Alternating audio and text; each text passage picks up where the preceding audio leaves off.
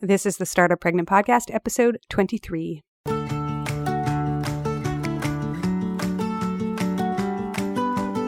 Is it bad for society if mothers work? For us to be a globally competitive society, and by us, I mean American society, although I know we have listeners all around the world. For us to be competitive, we need women to work. We can't cut out half of the population and say, well, you can't work, so let's still try to be competitive. Cutting our economic powerhouse by half doesn't do us any favors. But if we need women to work, that also means that we need mothers to work. We need working mothers.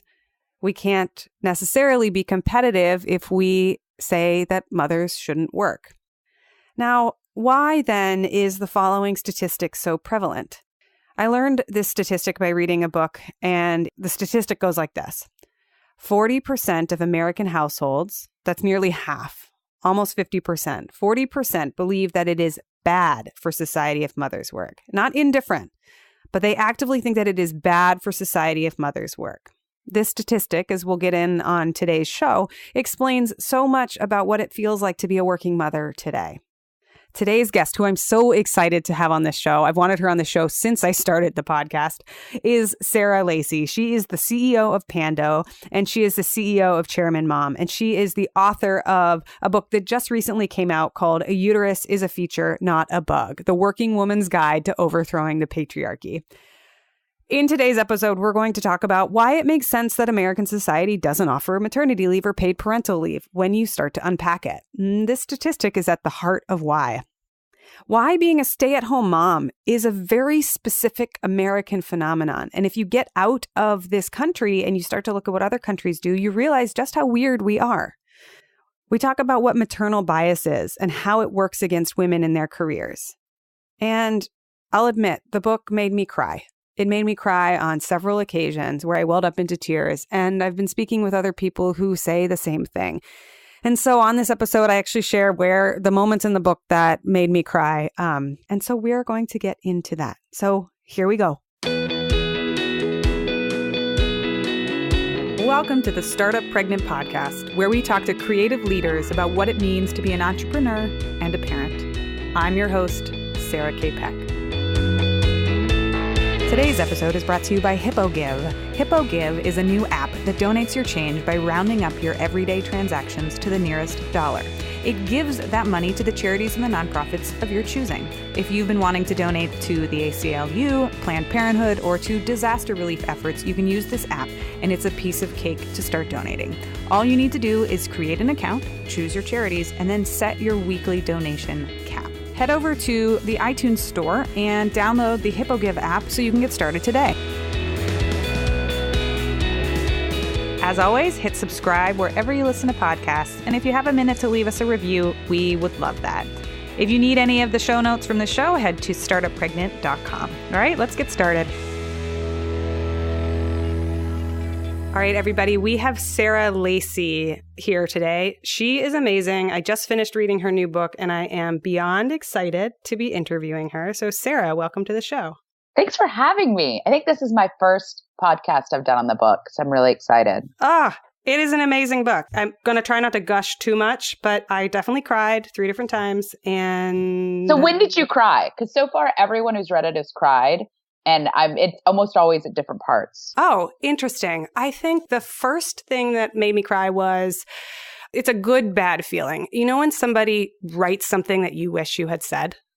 Mm-hmm. Like, I got your book and I was like, I wanted to say all of this. Like, it was just, it was like this like hopeful devastation moment where Brene Brown or Liz Gilbert talks about it, about like when the universe has ideas that need to be spoken and lots of people are working on them. So to be honest, the first one was like, she's saying it all. She's saying it all. I got angry. I know I followed your story about what's happened with Uber, and I just kept getting livid and angry.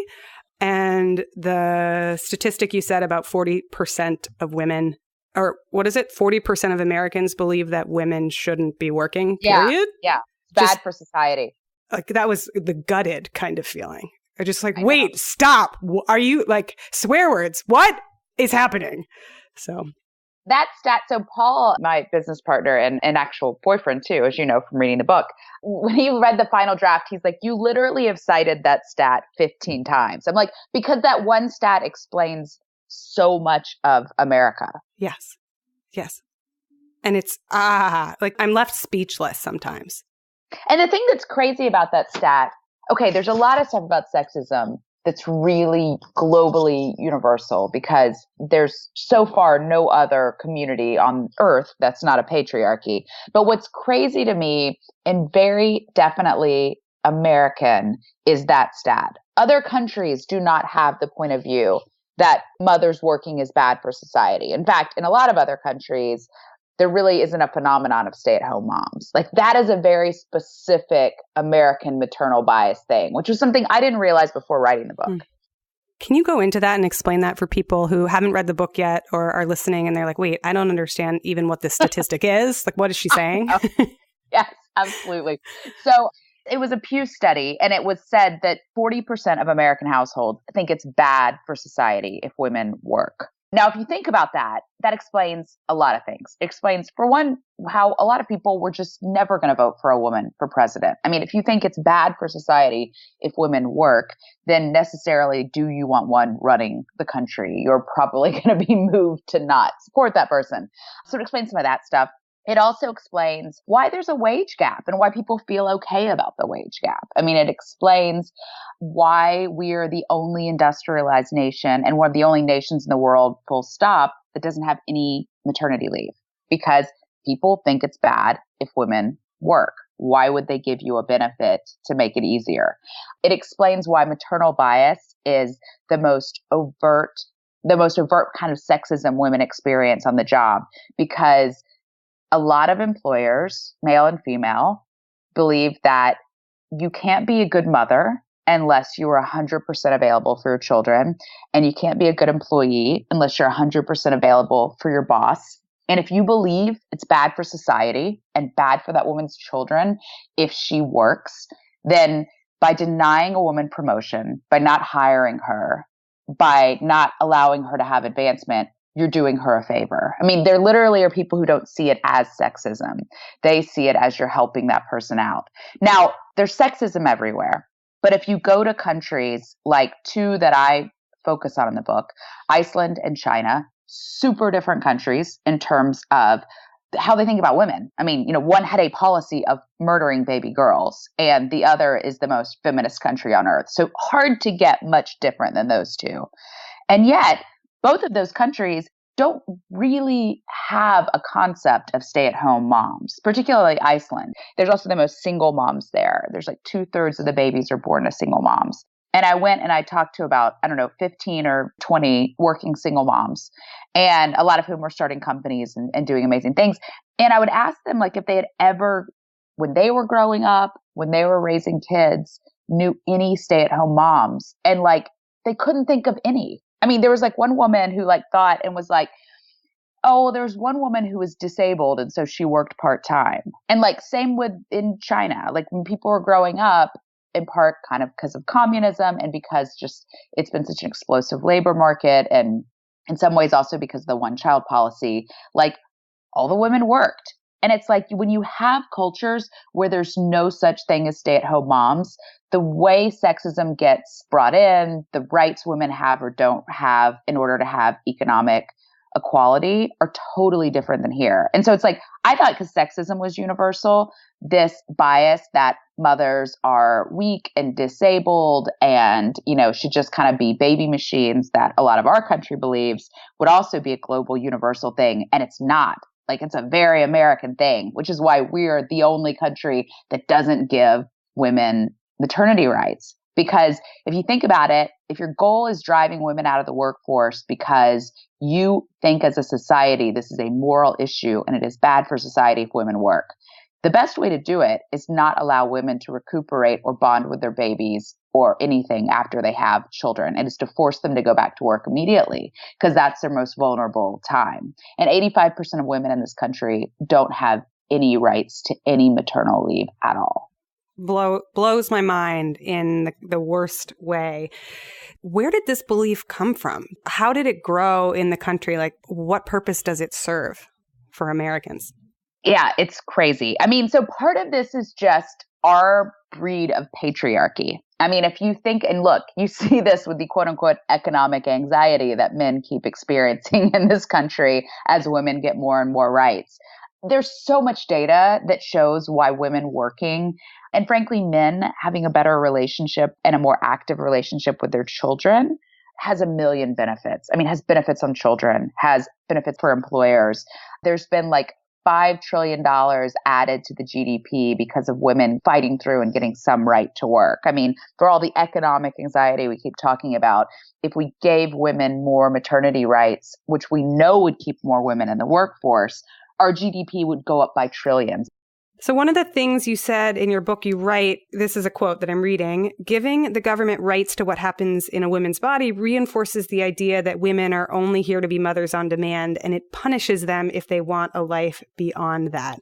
Can you talk a little bit about this? I don't even know like the enormity of the question I'm going to ask you, but like, how do we even start to think about the government's role in regulating and moderating and controlling a woman's body? And why do we need to fight so hard against that? Isn't it weird? I mean, the thing that's crazy is it's like if you actually kind of like think through the logic of a lot of the stances around abortion and Planned Parenthood, it's like, okay, the people, for instance, on the extreme who want to punish women if they had abortions. Okay, what are they punishing them for? So are they punishing them for having sex? Because if that's the case, then you would allow abortions for women who are raped. Okay, so it's not having sex. So if you're punishing them for destroying life, you would give them access to cheap and easy birth control. So that wasn't an issue. And you wouldn't also then punish and stigmatize single mothers in poverty who didn't have abortions. Like none of it is logically consistent. The only thing that's logically consistent, if you think across the entire argument, including refusing to give women any rights for maternity leave, is that you want to economically control women. And the only way to economically control women is not allow them to have any rights to their body. Because when the economy opened up for women was when birth control came in and women could put off the decision to have children or limit the number of children they had. And that's why in the 70s, abortion had never been a Protestant cause. It was a Catholic issue. But it was not historically an evangelical issue. It was consciously used by the Nixon administration to start a seeming grassroots movement around abortion and make that the evangelical wedge issue.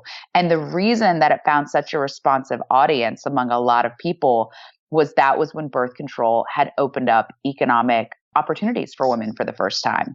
And look, I think a year or so ago, or if Hillary had won, this would sound so much more unhinged extremist, but like we are literally living in a country where we are litigating whether or not Nazis are okay. We are litigating whether or not slavery was a good or bad thing. We are relitigating whether or not it's okay for a 30-year-old man in a position of power to grope a 14-year-old girl. I mean, as increasingly white men become destabilized as the de facto source of all power in this country, all of these sort of moral debates are back on the table. It's all part of the same thing. It feels like the best way that I can conceptualize it is that it feels like you're in this funhouse maze of lies and you keep going from one room to the next and you can't quite get above it. And you kind of realize the lies don't make sense, but they don't add up. And then at some point, and this is what I think is so just jaw-dropping about your book, is that you systematically take all of these lies, like benevolent sexism or the idea that abortion is just a Christian and evangelical issue, and you bring them all out into the open and you say, okay, wait a minute, let me just line up all these lies for you and show you that there is no way these add up. Like it's a math equation that doesn't make sense. And when you look at it all together, it's actually a system of power and control. And if you think about it, it's not just the government and it's not just the GOP. And this is not as simple as a political thing. I mean, look at what passed for feminism in a pre-Trump era, the 50-50 marriage. Just as bad. It's just dressed up differently. Like, you read books on the 50-50 marriage, and the argument is literally, here's how you can sell your husband on allowing you to have a career. That is opting into a patriarchy. It just looks better, and it's being pushed by liberals who want women to succeed, and they're very well-meaning, but it is still advising that women opt into a patriarchy, because you will never have a 50-50 marriage, first off, if you're asking permission for a 50-50 marriage. Second off, it leaves single mothers or lesbian mothers or anyone else who isn't married to a man with children completely out of the equation for how they're supposed to get equality.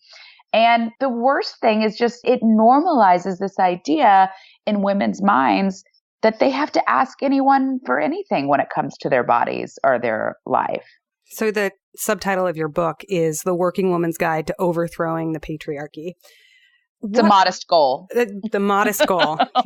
But given what you have just explained and the idea that the patriarchy is so systemic and it's embedded and it's a web of power and lies, well, for people who maybe still aren't believers yet, like, why is it fundamental that we dismantle it? And then what do you think the future holds as we start to dismantle it? So what I thought you were going to ask was, how can we dismantle something that's that pervasive? And I think it's awesome that you didn't ask that question. That seems to be the question I keep getting from men, but not from women, which is interesting. I think women are more hopeful about dismantling it. And I mean, my answer for that is we have the numbers. I mean, what's so great about intersectionality is that women, people of color, immigrants, LGBTQ, like, we all have the numbers. And it's like, that's why it's so important for everyone to not get divided. Like, that's exactly how it gets dismantled. And by the way, there's a lot of white, straight men who also hate toxic hypermasculinity and also don't understand what being a man is in this culture. And so, like, there's a lot of even like white, straight men that are kind of victims of the patriarchy in the same way, if they want to be active fathers or, you know, not build a company and yet not work 18 hours a day. But in terms of like, what's the good of dismantling it? I mean, it's a surprisingly hard question to answer. I mean, I think the good is if you believe in equality.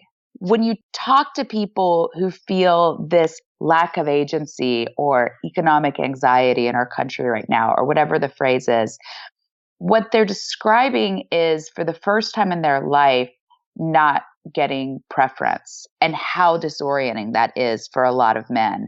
I mean, I've tried to understand why some really powerful white men in Silicon Valley were so sympathetic to like the James Damore email. People like Paul Graham, who started Y Combinator, which is the biggest and most powerful incubator here.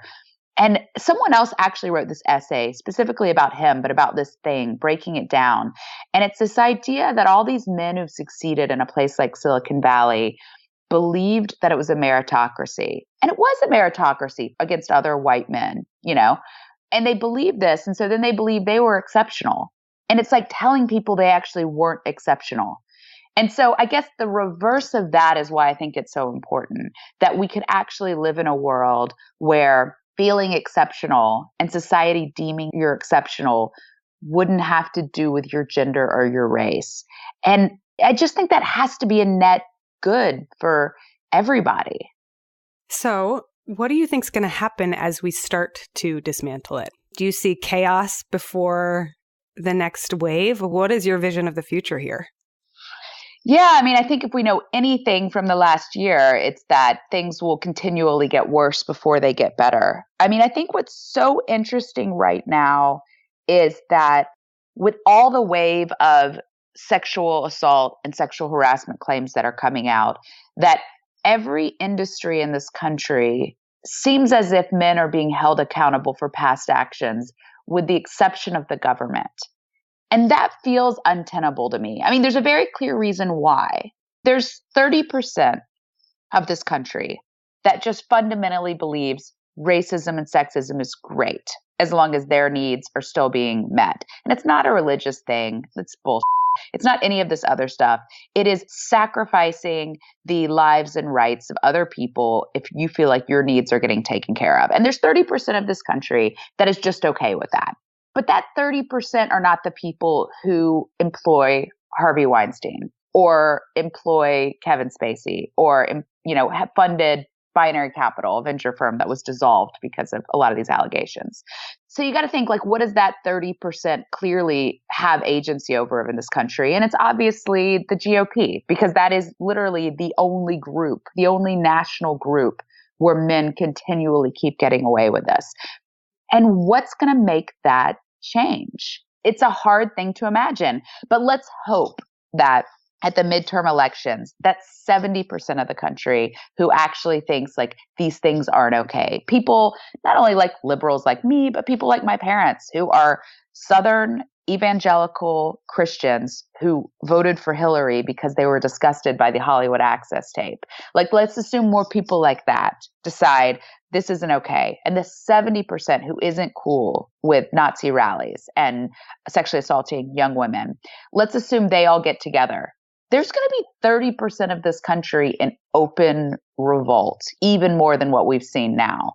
I think it's a long time of ugly. And I think there's going to have to be very real laws that are changed, or we'll never get out of it as a nation. I mean, there need to be better gun laws. You know, everything from gun laws to, you know, solidified reproductive rights to better parental leave. I mean, all kinds of things so that you actually remake society, the things that we've been lagging the rest of the world on for a really long time. And if we can't elect the right people to make those policy changes, then I just feel like we're going to stay in this tug of war as a nation. And I think increasingly, like, a lot of people are going to leave. I mean, I was in London last week. I flew home on Sunday, landed and opened Twitter and saw there had been another shooting. And it's getting to a point where mothers like me feel like it's getting close to irresponsible to raise your children in the United States because of the gun issue. And like, that is terrorism. That's the basis of terrorism. And so as that trajectory continues unchecked, which it has now been for some time, I don't know what that point is, but there comes a point where you just have to leave this country. You know, I just wanted to grab my kids and get back on a plane and go to a country that has some logical stance around guns. It's guns. It's rights for women. There's so many things we lag on right now as a country. And you can see it in the policy. This isn't even culture, it's policy. And at some point, you're going to see a brain drain. At some point, people will not continue to raise their children in these environments. Right. And not just the brain drain from the 40%, the belief that women, half of our economic power, shouldn't work. But then in addition, the people for whom these policies and these systems, it's not a trade-off that's worth it. Yeah. And I mean, the other astounding 40% stat in that same Pew study is that 40% of households in America have female breadwinners. So, I mean, polarization of America right there. You have 40% of this country thinks it's bad for society if women work. And you have 40% of households where food is only put on the table because of women working. So you are so clear about this right now. Like, you're able to articulate these points of view, and the passion that you bring to your work is so present. But there's this quote in the book. I want to back up and ask you, like, how did you get here? Because when I was 20 years old, was not in my college Democrats or college Republicans. I was on swim team, right? And that was the most important thing to me. And you have a quote and stories about how you went from being the cool bro or the cool person in your 20s to, here's the quote that I have in front of me. I went from sexism denier to full-throated, fierce feminist in less than a decade's time. Getting pregnant was the beginning. How did you get here to be so clear about these points of view? And where were you and your 20-year-old self, and why were there differences? God, it's so horrible. It's so cringe inducing for me to even think about things I said or did in that sort of cool dude phase of my life. And I just felt like I had to very clearly own up to it in the book. And I think in a lot of ways, the book is like sort of the story of that transition. But, to shortcut it somewhat from 350 pages, there's a lot of women who succeed in Silicon Valley because they're really good at being men. And I was just one of those women. And part of this was like the pattern, I'm sure, that I saw around me of how you succeed. But I think a lot of it was also just my personality. I mean, I grew up in the South as a girl, but I never fit into the mold of what like the good Southern girl was supposed to be. I was always an outlier and in some situations sort of an outcast because I was incredibly outspoken. I was not demure. Like I just was not any of the things that was the female ideal in the era and place that I grew up. And so even in times when I was not being rewarded for that behavior, like that's who I was. So, I don't think it was just moving out here and seeing what worked. But I think one reason that I did thrive in Silicon Valley, despite being a woman, and I moved here in my early 20s, is that I fit in well with men and I could socialize well with men. And I wasn't intimidated of being around men. And I, moved out here with the man that I was going to marry. So I didn't have to deal with the awkwardness of, dating in an industry. And so like a lot of those things that become issues, like I kind of was off the table. So that made things easier for me.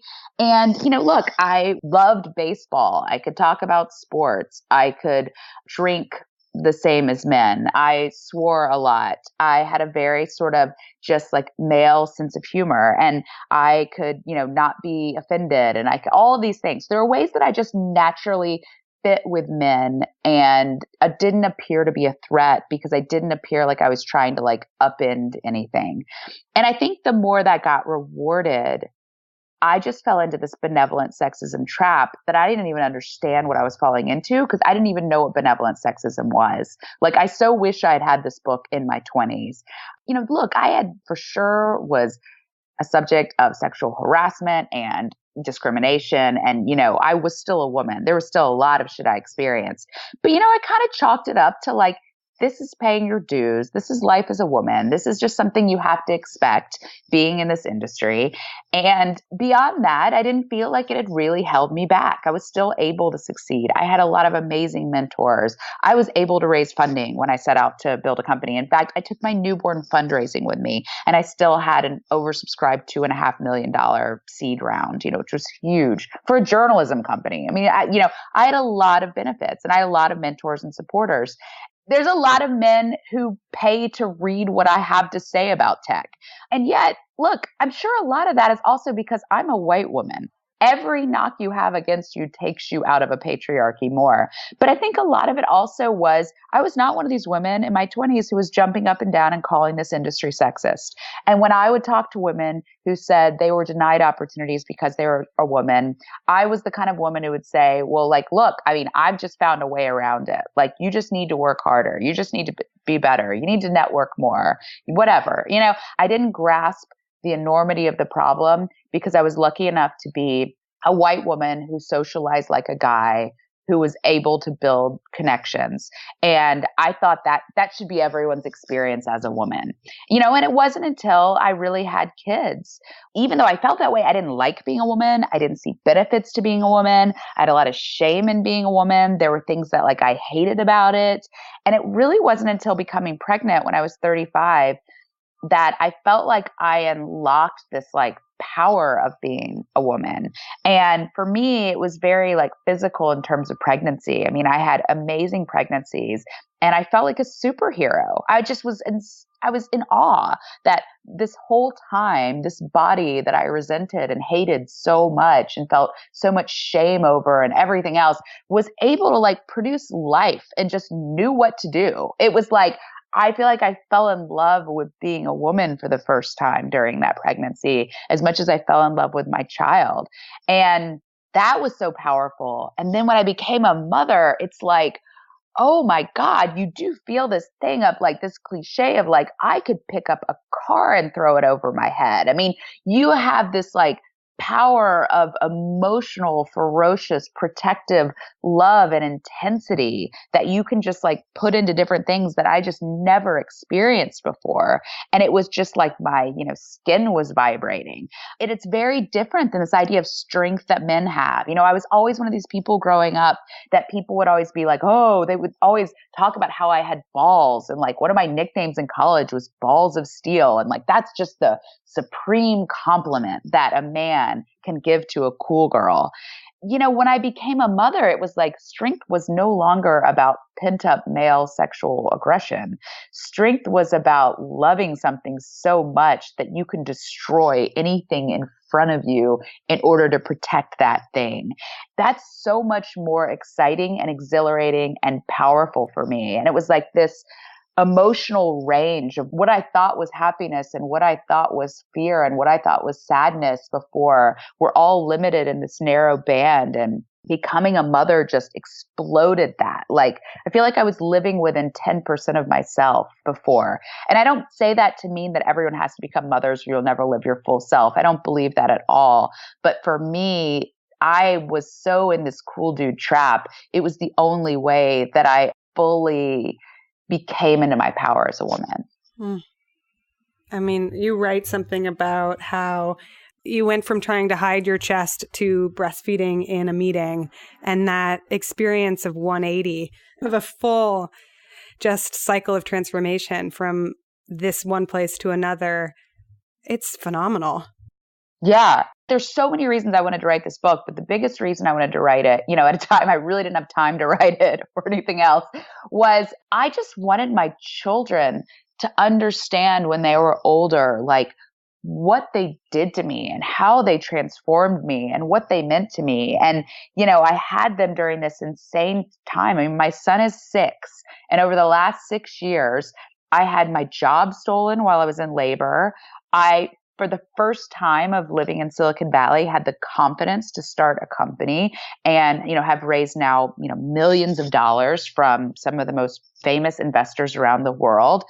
I built this company. I built this profitable company. I had to oust 2 board members. We had $400 million in frivolous legal threats to try to silence me and the journalists who work for me.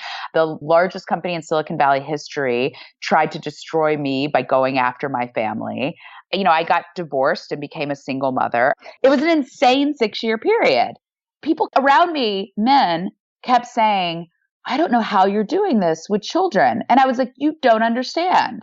I am only able to do this because of my children. I wouldn't be doing any of this. I would have quit. I would have given up so much sooner. I mean, the only reason I was able to do it was the strength I got from my children.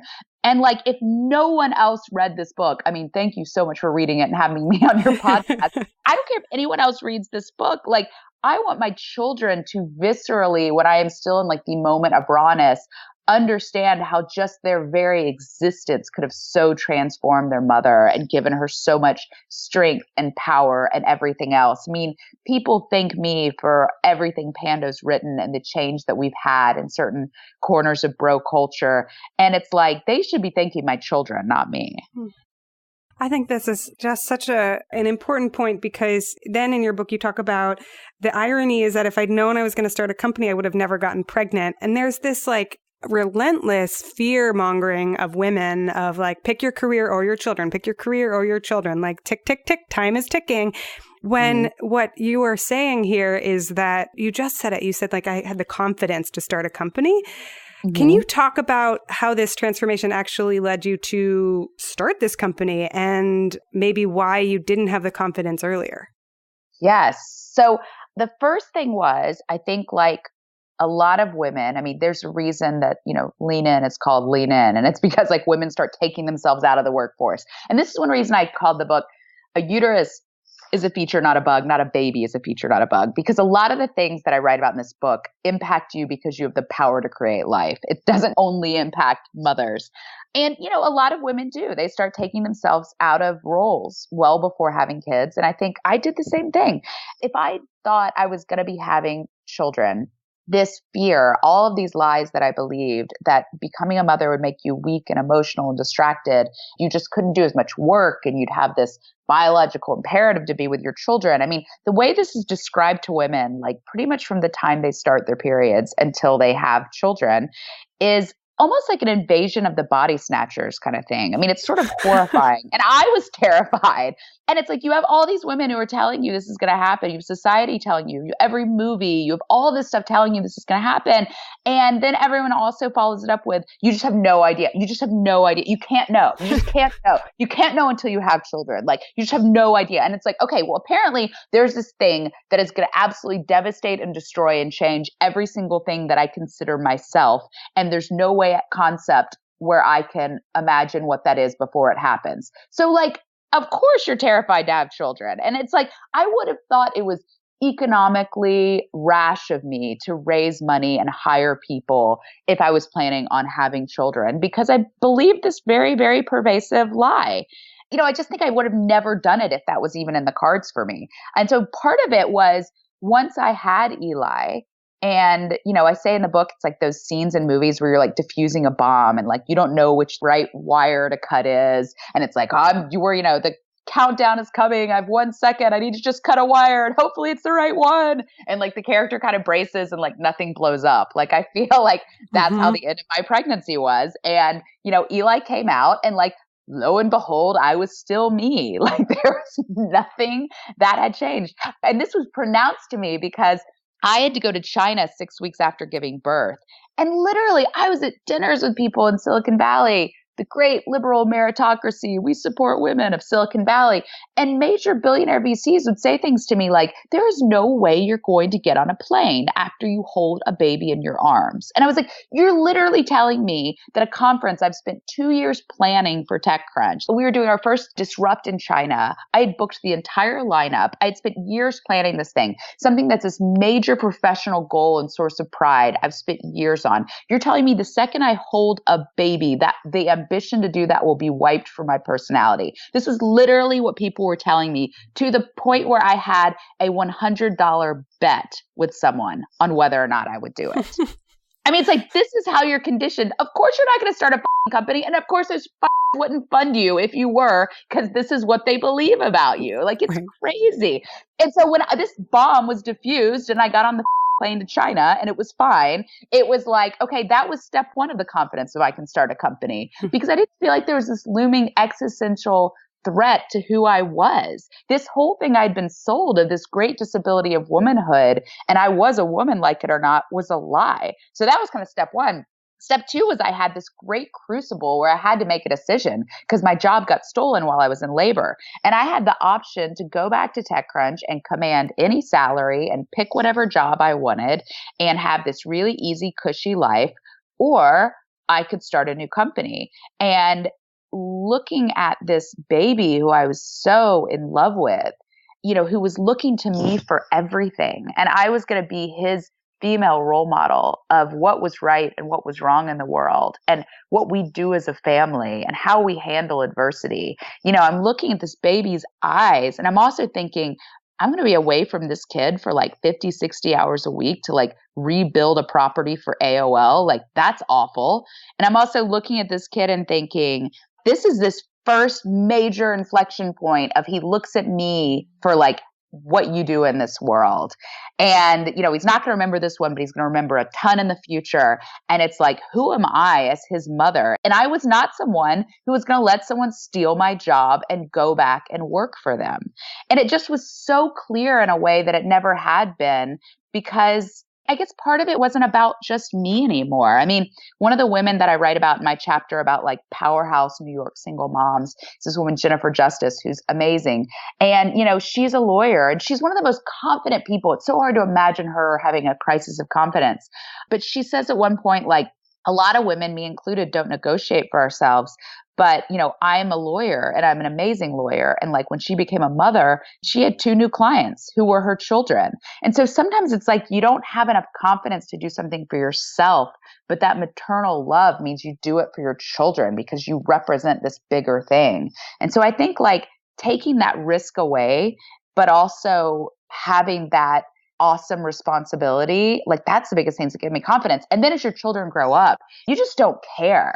Like you just don't care anymore. I mean, when you have like this child who you love more than anything in the world, who like, in my case, my son also like has my face and like all of you like, don't look at me with those eyes. I'd better know it's those eyes. Like you have this thing that's like so you and so amazing and you adore him and he's telling you how much he hates you because you're punishing him and you have to stand firm because you know you have to punish this child. If you do that on a daily basis, do you think any bro in Silicon Valley saying they're not going to invite you to their party if you write this thing anymore matters at all? Like you just develop such an internal core of right and wrong and important and not important. And if you can withstand your children, who cares about anyone else?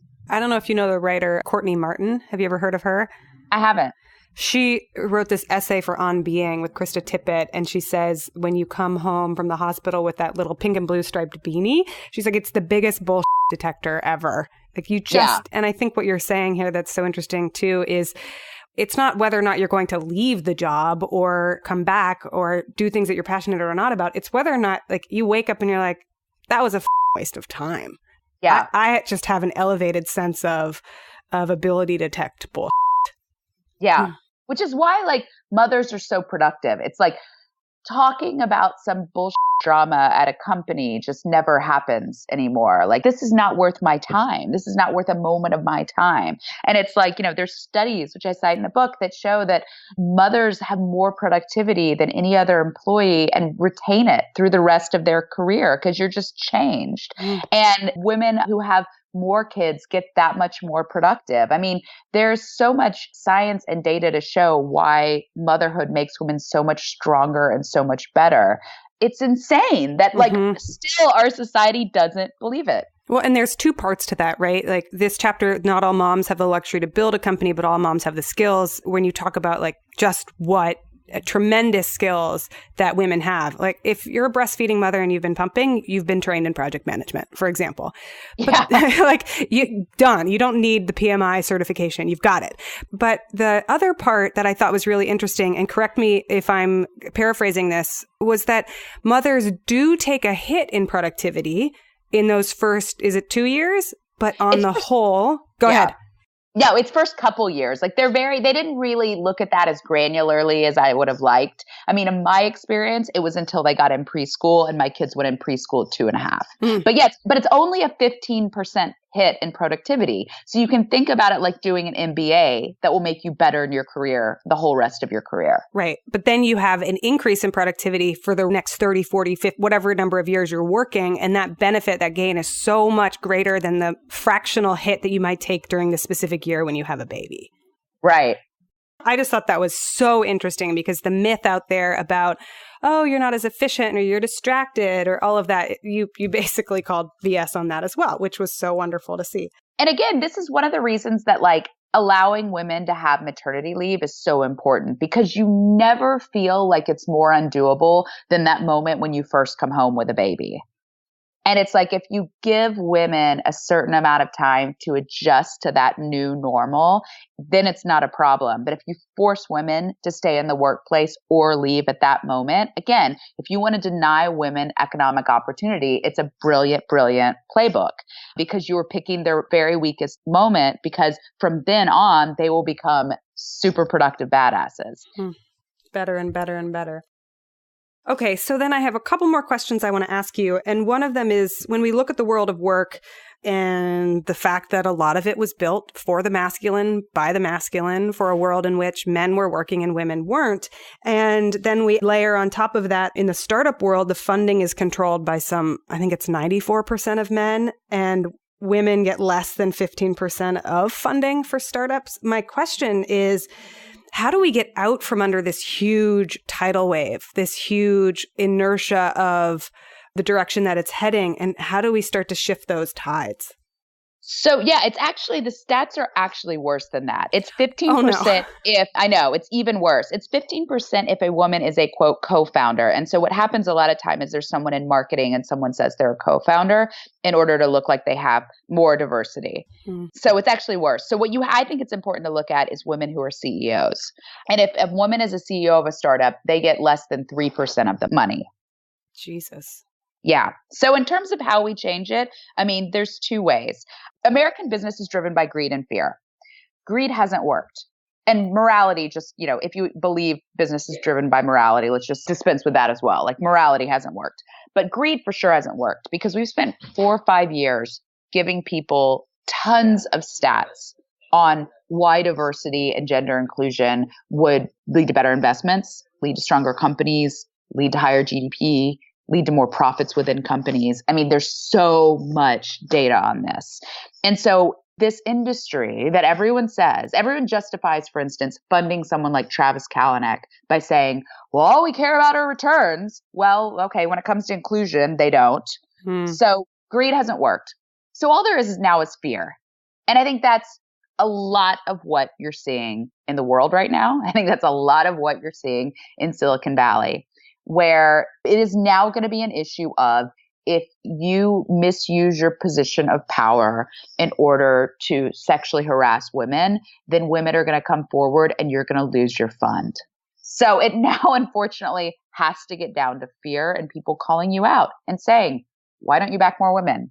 Why don't you have more women in your fund? Shaming. That's what it has to come down to. And fear also can be the fear of missing out on another investment. Like Silicon Valley prides itself on this lousy pattern recognition. And one thing that's so exciting to me about Stitch Fix's upcoming IPO is that Lightspeed lost out on its ownership in Stitch Fix, a good percentage of its ownership, because its partner, Justin Callback, sexually harassed the founder and they had to settle it and cover it up. It is a direct case where treating a woman horribly has cost you money. And the problem with the data argument is that VCs are like, okay, sure, but they don't really believe it because they don't really see it. And so they can pretend that's not real data. But when they start seeing they are missing out on stuff, then it starts being this other edge of fear of you're missing these things. And one of the coolest stories that I've covered in the last couple of years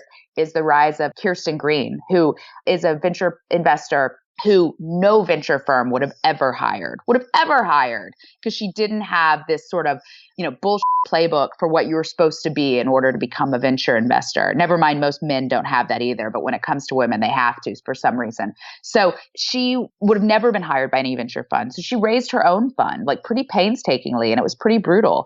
And her first 3 deals were Bonobos and Warby Parker and Birchbox. And she was in Jet and she was in Dollar Shave Club, and she has just destroyed. And she is one of the best investors in the world right now. And she is a woman no man would have hired. And so when you now start seeing pattern after pattern after pattern of not just this hypothetical that your companies would be better if you included women, but your awful behavior is actively costing you money, that, in addition to shaming, in addition to if you've done something illegal, you will be held accountable. That is literally the only thing that changes it at this point. And I think what's so exciting about this summer is it has already changed to a large degree. I've been in Silicon Valley for close to 20 years. I don't think anyone would have ever thought a partner would be fired for propositioning an entrepreneur ever. It is changing right in front of our eyes. And there's the last question that I have, although I could probably talk to you for several more hours. You still owe me your third time you cried, by the way. Oh, let me put a pin in that and first ask you a question.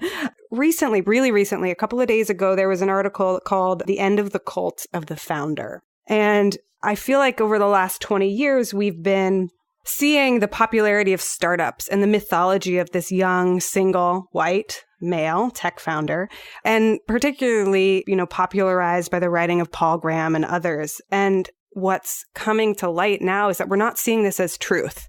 In fact, there's different things like entrepreneurs are still actually averaging around age 40. And so in this article that Wired put out, it said the end of the cult of the founder, this mythology of this, Harvard dropout as being the pattern that we're chasing.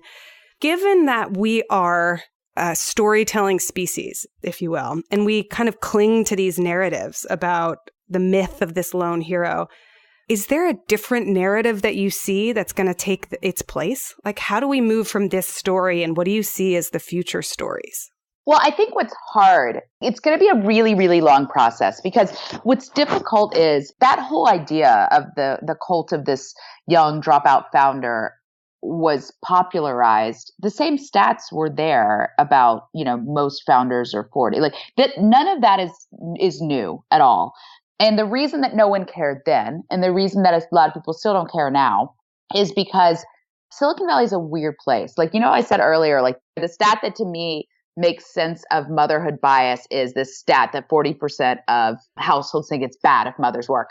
Like, I think the stat that makes every weirdness of Silicon Valley make sense that I've been saying for even longer is 95% of the returns come from 5% of the companies. So no one gives a about what the average founder is or does or says. The only pattern anyone obsesses about is those 5% of companies. And in that, you've got Mark Zuckerberg, you have Bill Gates, you have Larry and Sergey, you have the Yahoo founders. This is where it comes from. And so like all the data in the world showing everything else will do nothing to actually disrupt that. Now, the problem is this has become a self-fulfilling prophecy. I mean, as Ellen Powell says in her book, VCs will say these type of people have made them almost all of their money. Well, they've also lost all of their money. I mean, there are a million of these guys that, we could detail that everyone's forgotten about now, who I've seen funded for these exact same reasons, that they're white and they're college dropouts and they say things that kind of sound like what these guys said at that age. It's like literally why they've gotten funded. And they've also lost tons and tons and tons of money. And so as long as that still tends to be what's getting the most funding, it is going to continue to be a self-fulfilling prophecy that those people are making the most money. And so I think what you have to have is more diversity in terms of who's getting funded to begin with. And what you have to have for that is more diversity in terms of who's writing the checks. So one thing I think that's been really exciting about the last couple of years, in which there are even fewer general partners at major venture firms, is that women have been leaving and starting their own firms. So, I talked about Kirsten Green. You also have someone like Aileen Lee, who left Kleiner Perkins, Trey Vassallo, who also left Kleiner Perkins and has started her own fund. Increasingly, you're having women just refuse to play this game anymore and leave and start their own funds. And you also have a lot of women who haven't been CEOs, but have had meaningful roles at a lot of these companies, who've made a ton of money and will have money to, angel invest. Susan Line has a fund that is only to fund girls because women were having such a hard time finding funding in New York, where her fund is based. So I think the more you change the makeup of who's writing the checks, the more you can change the pattern of who's getting funded. And then you can change the pattern of who's in this 5% who's driving 95% of these returns. But until that happens, misogynists like Paul Graham are going to be just as enraptured with these guys as they've ever been. And there's nothing Wired or I can say to change their minds. Sarah, it's really wonderful to interview you. And I have your book in front of me. I should send you a picture of it because it's got so many sticky flags in it. And they're all color-coded, which is its own separate OCD-ness. But I actually am really glad I did because I didn't remember the third one. I was like, I don't remember, but I know that I did. I just flipped through the book and I found a little teardrop mark. It's on page 270, and it's when Evie says, Evie. Oh, thank you. I know. My biggest fear is that the audiobook is going to say Evie.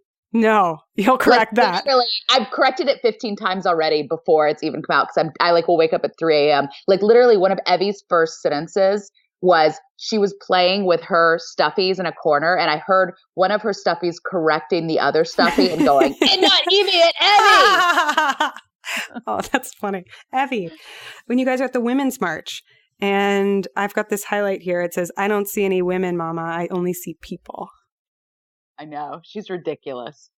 She is like the most fearless thing I've ever encountered in my life. Like, it's like, I feel like if I could bottle and distill like essence of Evie and just like drop that on women who are having any crisis of confidence, the power in our country would change hands overnight. I mean, I have just never seen such an amazing concentrated force of female power in one being. I mean, I say at one point in the book, like, I like sneaking in and watching her sleep because it's like watching a T-Rex sleep.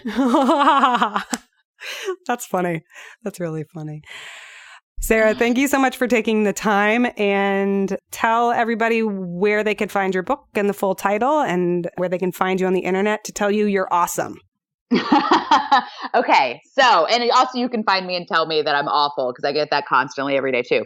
The full title is A Uterus is a Feature, Not a Bug, The Working Woman's Guide to Overthrowing the Patriarchy. And you can go, anywhere books are sold. I mean, there's a link at harperbusiness.com/uterus that will give you all the links you need. And we're actually doing a really cool special right now where if you order multiple copies and email me the receipt at mom@chairmanmom.com. Chairman Mom's my new company, which I'll have to come back and talk about sometime. Mm-hmm. If you email me at mom@chairmanmom.com, copy of, you buying multiple books with multiple receipts, I have a run of 500 limited edition book plates that just say, "Dear so-and-so," and you can fill in the blank. This person buying this book for you thinks you're a total badass, and so do I. And it will be a constant reminder of, if you buy this book for a badass woman in your life, on her worst days, you believe in her and think she's totally able to slay the patriarchy and an amazing force. And I think we just put that out this week. We were going to do a run of 100, and within 13 minutes, 130 were gone. So we're now doing a run of 500, and I think we have about 300 left. So if anyone has the holidays approaching and would like to buy your girlfriends and female coworkers something other than like candles this year, do that. Email me and I will send you your book plates to let that person know every day of their life how much you believe in them. Amazing. And then Sarah writes all the time on Pando Daily. She's on Twitter a lot. Too much. Too much. We were talking before the show about taking breaks from Twitter. And I'm just going to say again, send nice things, because there's enough other stuff. There's enough others. There's trolls. Just send the good stuff. All right. I feel like it depends on which side of me you're interested in. If you want to see me fighting with people, then follow me on Twitter, and my handle is @Sarakuda. If you just want to see adorable pictures of my kids, then follow me on Instagram. It's like literally two halves of me divided. Perfect. Thanks. Thank you.